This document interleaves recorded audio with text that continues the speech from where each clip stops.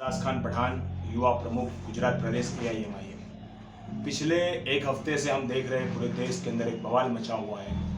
और अग्निपथ योजना के लेकर पूरे देश के अंदर 12 से ज़्यादा राज्यों का माहौल बन है। मैं इस सिलसिले में अपनी राय रखना चाहूँगा। सबसे पहले मैं केंद्र सरकार से और नरेंद्र मोदी से कहना चाहूँगा कि ये योजना है, इस तरह की योजनाओं को आप तत्काल वापस ले, ऐसी मेरी उनसे अपील है और तमाम युवाओं की तरफ से मैं ये अपील कर रहा हूँ। दूसरी बात यह है कि इस तरह की योजनाएं जब लाई जाती है, पहले भी हमने देखा बहुत सारी केंद्र सरकार की योजनाएं लाई गई। इस तरह की जो योजनाएं लाई जाती है उसके अंदर उससे जो प्रभावित लोग हैं, सबसे पहले उनसे सर्वे होना चाहिए, फिर ही सरकार की तरफ से इस तरह की योजना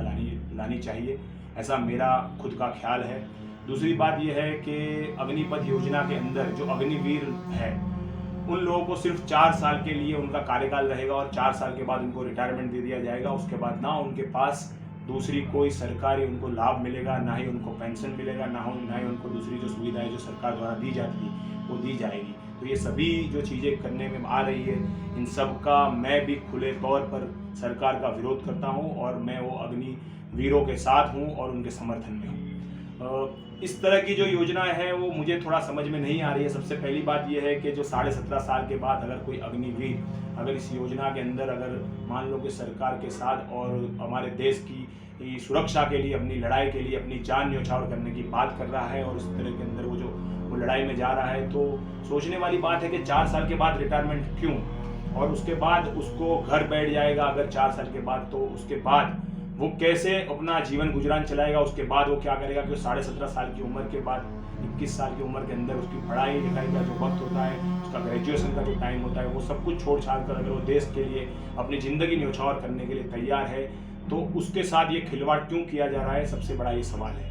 दूसरी बात यह है कि आज तक इतने सालों से ये योजनाएं चल रही थी, उसके अंदर अलग अलग स्टेट के अंदर से अलग अलग परसेंटेज में सभी राज्यों से लोगों को लिया जा रहा था, तो सभी अग्निवीरों को वहाँ से लिया जा रहा था। तो ये योजना के अंदर केंद्र सरकार क्यों तय करेगी और कहाँ से ये लोगों को लेगी, अलग अलग स्टेट का जो रिजर्वेशन है उसको क्यों खत्म करने की बात कर रही है, ये सबसे बड़ा एक सवाल है। तो इन सभी सवालों के मद्देनज़र रखते हुए मैं केंद्र सरकार से और ख़ासकर नरेंद्र मोदी साहब से मैं अपील करना चाहूँगा कि आपकी ये योजना है ये निष्फल है और इस योजना को तुरंत वापस लिया जाए और कुछ ही दिनों के अंदर AIMIM पार्टी की ओर से गुजरात में